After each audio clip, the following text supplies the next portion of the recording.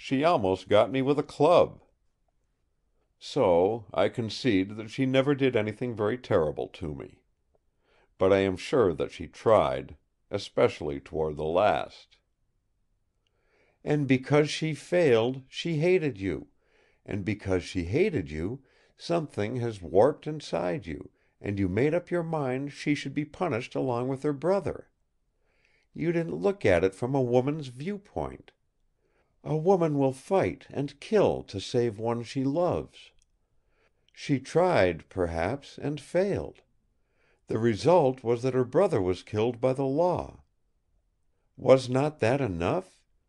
Was it fair or honest to destroy her simply because you thought she might be a partner in her brother's crimes?" "It is rather strange," he replied, a moment of indecision in his voice. "McVane, the superintendent, asked me that same question.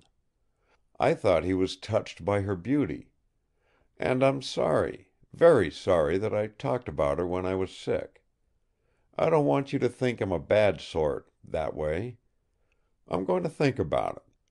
I'm going over the whole thing again, from the time I manacled Fanchet, and if I find that I was wrong, and I ever meet Carmin Fanchet again, I shall not be ashamed to get down on my knees and ask her pardon, Marie Anne."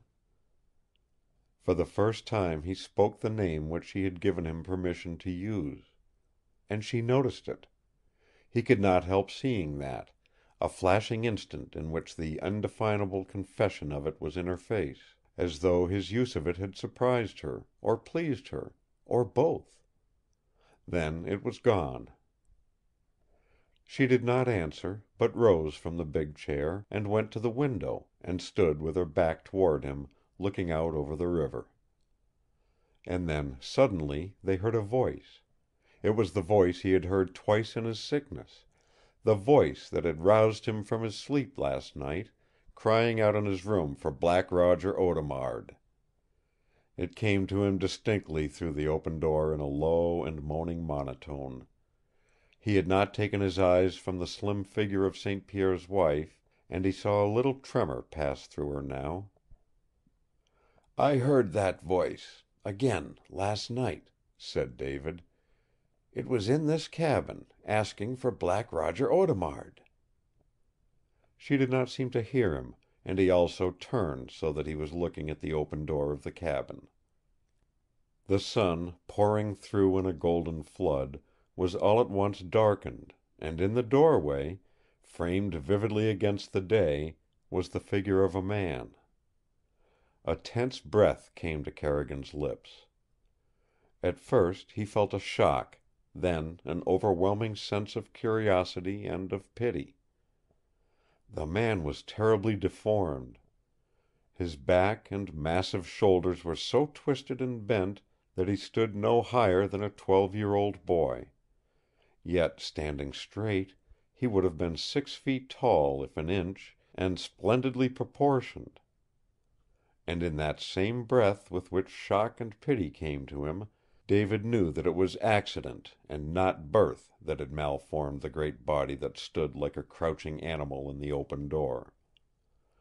At first he saw only the grotesqueness of it, the long arms that almost touched the floor, the broken back, the twisted shoulders, and then, with a deeper thrill, he saw nothing of these things but only the face and the head of the man.